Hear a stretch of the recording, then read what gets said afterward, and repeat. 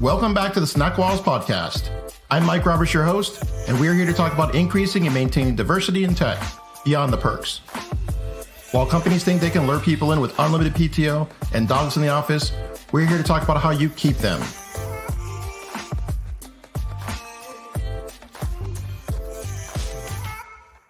All right, I'm going to throw it over to our special guest today. Can you tell us in a few sentences who you are and what it is that you do? Yeah, I'm Jeyanayagam. Thank you for having me. I am the Vice President and General Manager of Direct to Consumer for Clorox. Awesome. So glad to have you on the program today. I'm hearing from a lot of leaders in tech that finding diverse talent is a challenge. What are your thoughts? Yeah, I mean, it definitely is. I think, well, first off, I think we need to unpack diversity, right? So I think there's an over-index of, you'll see a lot of Asian American folks in tech, but I think in particular for Black and Brown professionals, it does feel like it's lacking from a number standpoint. If you just look at the pure numbers across most of the Fortune 500 and startups, but I actually don't think it's a lacking talent. I think it's a lacking of getting in front of the right talent, right? How do you have the pipeline? Usually it tends to be the same referrals, the same networks, the same code academies, the same schools, the same access, right? So if you have access to these things, you have access to these networks, sure, you get the same opportunities, right? It just proliferates on and on. Just like if your Facebook feed is all blue state voters, then you're shocked in November when Trump gets reelected. It's like, well, probably because there's a lot of people out there that you're not connected to. Same thing here. So I think all recruiters and hiring managers, I don't think it's just on recruiters. I think it's actually BS to say my recruiter needs to do better. If you truly care, then go do the work. Go find historically Black colleges that have coding academies. Go work with Black girls who code, girls who code, right? If you want more gender diversity, if you think that's important, which I think all diversity is important personally. So I think it's about getting to people and creating those opportunities to get in front of the right people who might not have otherwise the access or visibility to see the roles at Google, Facebook, Clorox, or whatever said startup. So to me, I just think there's some diversity. It's not enough. There's not cultural diversity, and there's some groups that are largely underrepresented, unfortunately. Agreed. So what do you think about the push to move or pull the requirement for CS degrees for software engineering roles, at least at some of the companies? Yeah, I mean, I like it. I mean, again, it just goes back to access, right? Like to me, I like hard skills, hard experience, right? And how many people are learning from YouTube, learning from shows like yours, learning from other ways who either might not have the means or just not interested in going to school. And I think even more so now, right? This is a crazy year. If someone listens to this in a year from now, who knows what admissions are going to be like, right? Because I think kids now have to apply, for instance, for undergrad, like in the next 2 or 3 months. There's probably a lot of kids who are like, you know what, if this is going to be remote and I'm going to be from my parents' bedroom or my bedroom a year from now, do I need to pay $20,000, $15,000, whatever school is now a year? So I think for many reasons, this is important. So I think it should be a nice optional thing, kind of like an MBA is for a lot of companies still want you to have the MBA. I don't have an MBA. I couldn't afford to go into that kind of debt. I had undergrad debt for 10 years. That was enough for me, right? And I went to a state school that wasn't even very good. I still love Oregon, but just it's not that, it's not Ivy League. So for me, I'm really biased here, Mike. I would say I think it's a great move, and I think you should look at the person. And honestly, dude, like someone who's self-taught, who figured out how to code in multiple languages from YouTube, that's the kind of person you want on the team because they will figure stuff out. I don't necessarily want the person who needs a teacher, needs hands-on experience. No offense to that. That's great if you have it. But my God, if you're able to do it on your own, that's pretty amazing. That's the person I want. They're resourceful.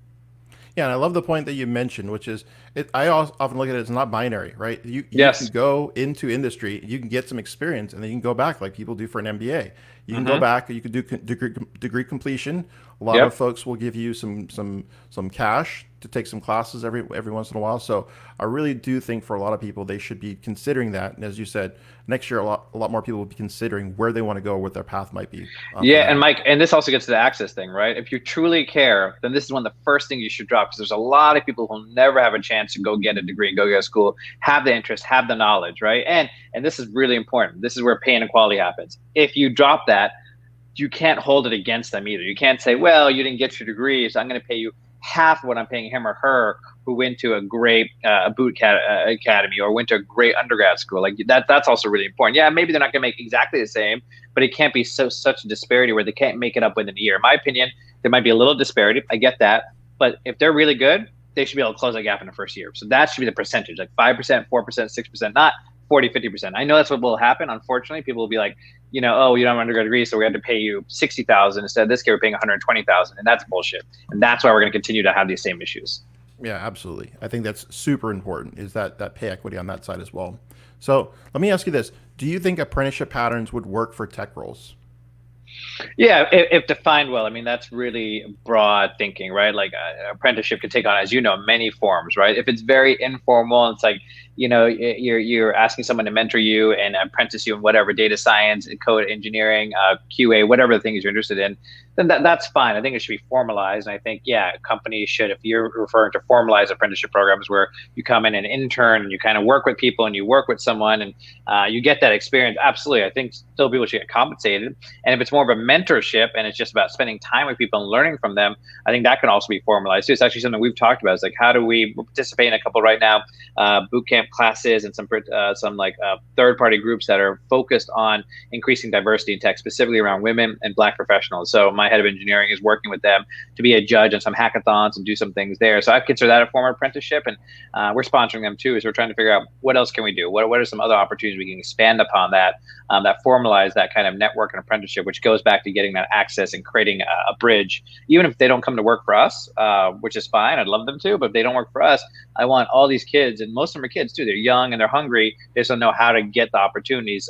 So I think these kind of things do help. So whether it's called an apprenticeship or mentorship or an internship of some sorts, I think some formal outreach and formal engagement from companies and individuals. You can't just wait for your company to do it either. I keep hearing people like saying, well, my company's not doing anything. Well, okay, maybe you should raise that, but you can also go do something. You have LinkedIn. You can go out there and meet people and talk to people. I mean, time shouldn't be the issue, right? If you really care about this, you can make time. Doesn't mean you have to dedicate 50 hours a week to it. I mean, I have 2 kids under 5. My job is pretty busy, but I want to prioritize and make this. I can't spend 40 hours a week on it, but I can spend 3 or 4 hours. So what I do, Mike, is anyone who cares about this and wants to mentor, apprenticeship, wants to create change, next time you find yourself 45 minutes on Instagram and you post that nice hashtag about Black Lives Matter, and then you're on Instagram following musicians and celebrities, take that 45 minutes and go to LinkedIn or go to some other network and actually contribute and actually do something there versus just posting for the hashtag because everyone else is doing it. To me, that's what's going to count and matter, and not right now, but a year from now and 2 years from now. Sure. So that's the baseline for apprenticeship, mentorship, internship, whatever. You have to have that kind of mentality on an individual level and hopefully on an organizational level.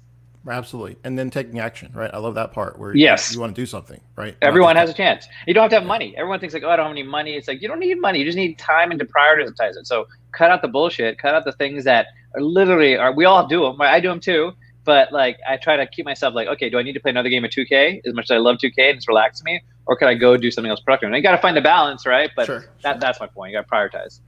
Awesome. So we talked a lot about getting folks in. So what advice would you share with companies that are looking to retain diverse staff? So once you have them, how do you keep them and hold on to them? Yeah, this is a hard one, right? I mean, this is like the big question because everyone's been talking about like, how do we ensure that, we get more diversity in the workforce, right? And you've seen the conversation now, and then you're seeing another conversation happening. Well, I'm a minority. I'm a Black professional. I'm a brown professional at a company, and I haven't seen any leaders above me who look like me. I don't see any executives who look like me. So like, before we start worrying about hiring people, which is important too, of course, let's also think about, you probably have some employees in your company, whether it's 5, hopefully it's more than 5, or 1,000, 10,000. What are you doing to engage them, right? So I think it's about programs. I think you have to formalize it. I think you have to create opportunities for everyone. You have to identify that there are biases, and biases that we don't even know about, right? And so if you have an unconscious bias towards someone, right, we all have them. If you have an unconscious bias towards someone, then there's no way that person, if they're managing a Black employee and they have an unconscious bias, there's no way that Black employee is going to be able to make it past their boss, right? So how do we create equality within a program that as much as possible removes those unconscious biases and allows everyone the opportunity to grow? So I think it's training programs. I think it's recognizing talent and giving them opportunities outside the office, like leadership opportunities, getting them more exposure. And I think you have to really be consistent about it, right? So I think whether it's an HR committee, a group, whether it's getting people who care about it and creating and formalizing a program for minorities, and in particular, again, I think specifically right now, it's Black employees too, ensuring there's opportunities for them by creating groups. Because a lot of companies right now have ERGs, right, employee relations groups, sure, focused on exactly. But how do you take that from a place that's just a place to talk and share things and maybe give them a small budget to like actually a formalized initiative that actually helps grow, retain, promote them, right? Because at the end of the day, you're right. It's about, okay, I have an investment in diversity and inclusion, but it doesn't matter if you're not actually giving them opportunity to succeed and move past that manager level or that engineer level, right? So I think it's formalizing that program and making it very clear and honest that we have an issue. We don't have enough of this reflected in our leadership. So we're going to specifically focus on it to create it. And if someone doesn't like it, then maybe that's not the right place for them, right? If someone's upset or offended by that, then they should probably go somewhere else, right? In my opinion. Awesome. So this is great. I'm loving how, first of all, you talk just as fast as I talk. So this is wonderful, Jonathan. You're like, okay. You're just like me, like we're going mile and up. So, who is someone like yourself that you'd like to acknowledge as a leader and should be invited to be a guest on a podcast like this?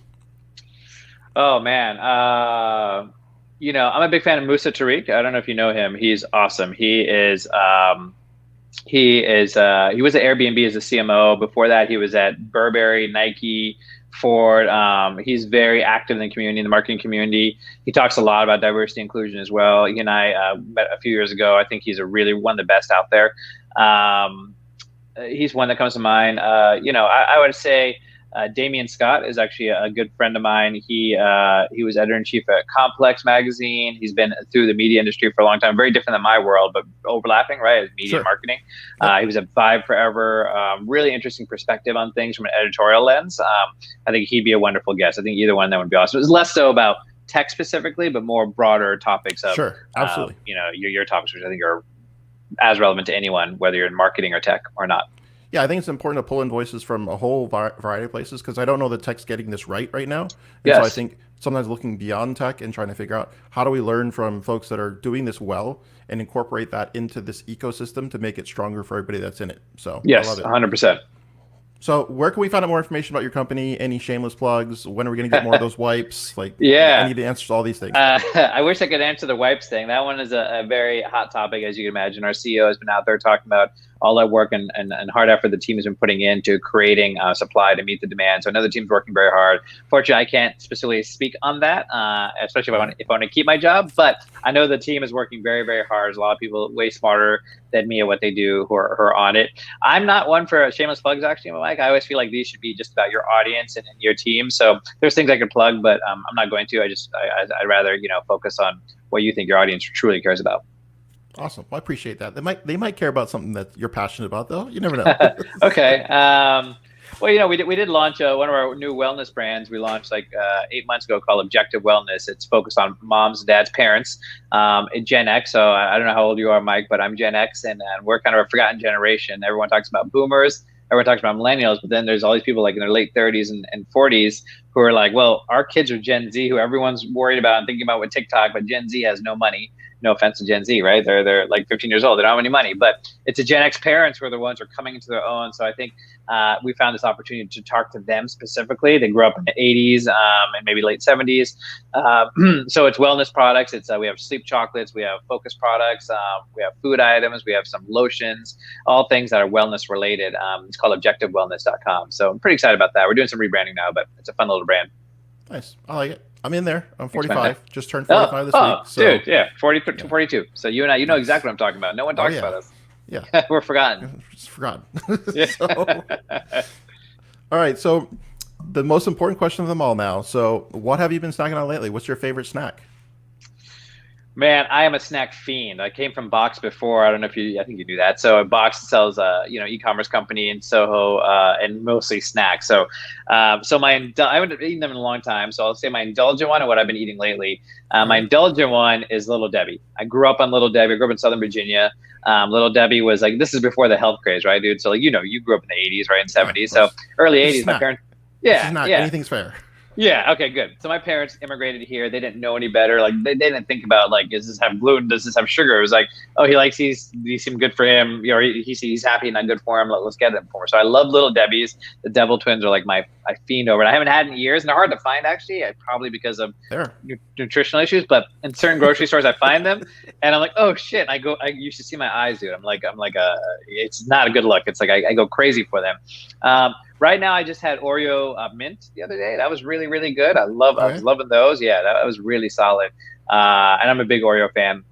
And I'm normally I love sweets. I have a big sweet tooth. So Baby Ruth is my go-to chocolate bar. I don't have a chocolate, but I love a good Baby Ruth. That's nice. I crave over. And then if Girl Scout cookies are around, frozen. All right, Jackson. I just asked for one. All right, dude. You got me going on snacks, Mike. I could go on for days on this one. All right. Well, thanks again for going on the program, Jackson. I really appreciate it. Cool, man. Thanks for having me. The San Diego Code School is a proud sponsor of the SnackWalls podcast. The San Diego Code School is leading companies to tech equity. The tech-enabled apprenticeship program is a venture whose heart is to do a lot of social good and do good work. You can help San Diego Code School secure funding for change by hiring developers, bringing a team in to relieve your backlog, or becoming a program sponsor. You can visit us on the web for more information at http://stcs.io.